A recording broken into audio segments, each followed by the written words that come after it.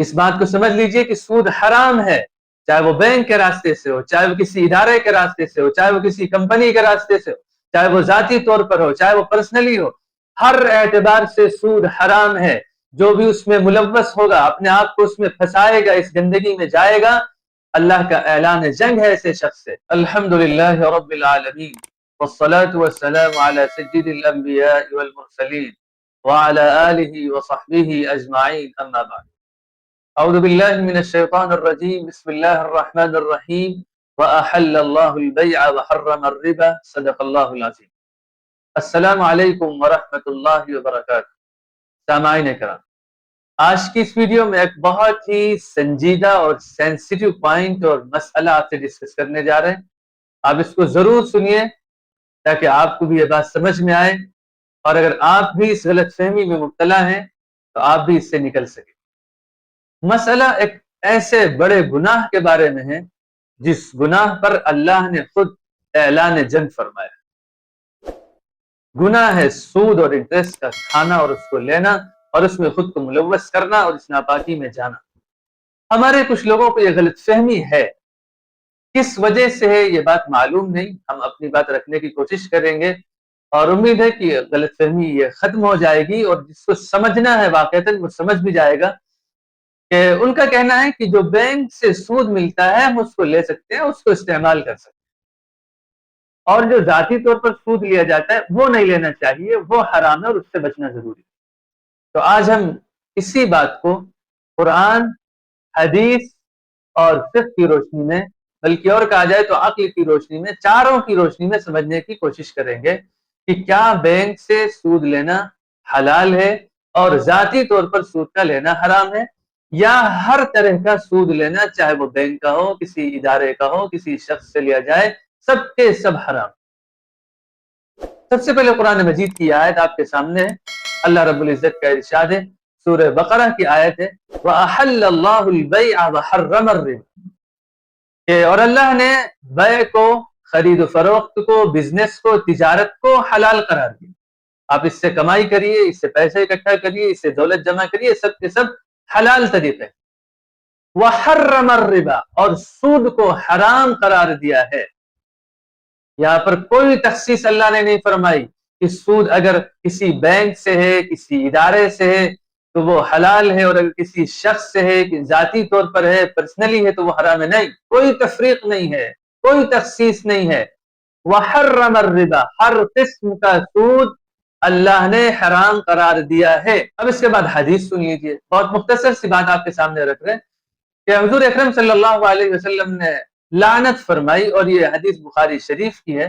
الفاظ ہیں وَلَعَنَ آكِلَ الرِّبَا وَمُوكِلَهُ، اور آپ نے لعنت فرمائی سود کھانے والے، سود لینے والے پر، اور سود کھلانے والے یعنی سود دینے والے پر۔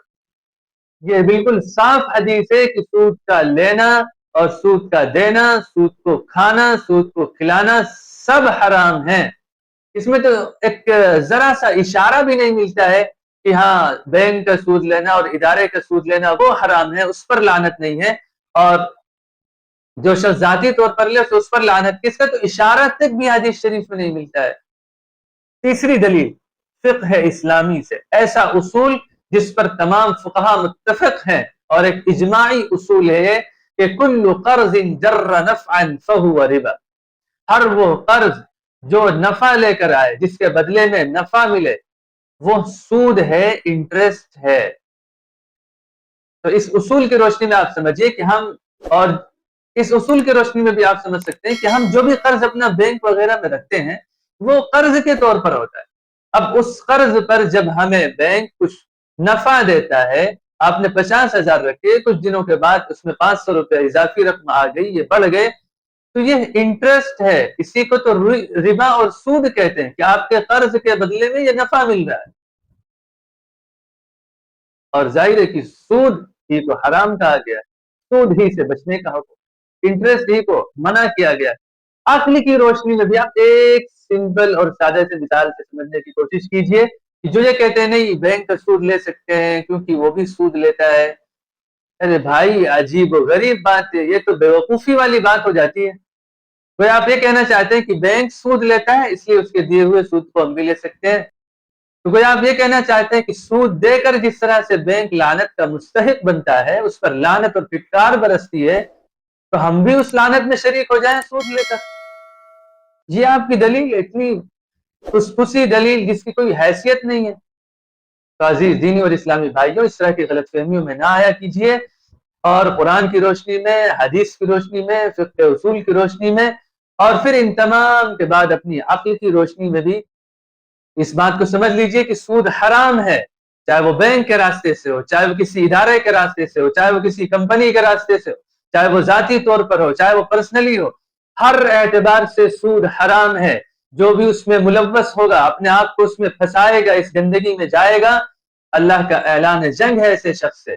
इसलिए हम इससे बचें, इससे दूर रहें, खुद को महफूज रखने की कोशिश करें, और इस तरह की गलत फहमियों को, इन बातों को सुनने के बाद खुद भी अपने जहन से निकाल दें और दूसरों को भी समझाने की फिक्र और कोशिश करें। अगर आपको कोई भी बात इसमें समझ में नहीं आती है, कमेंट्स के जरिए जरूर अपने सवाल और अपना कंफ्यूजन हम तक पहुंचाइए। इंशाअल्लाह हम अपने इस सेशन के अंदर जो सोल्यूशन ऑफ प्रॉब्लम्स, मसाइल का इस्लामी हल के उन्वान से हमारे चैनल DGSP बाय मुफ्ती कलीमुल्लाह खान पर हर सैटरडे, हर शनिचर को अपलोड होता है, हम जरूर उसके जवाब और हल के साथ आपके सामने पेश होंगे। जज़ाकुमुल्लाहु खैरा, वस्सलामु अलैकुम व रहमतुल्लाहि व बरकातुहू।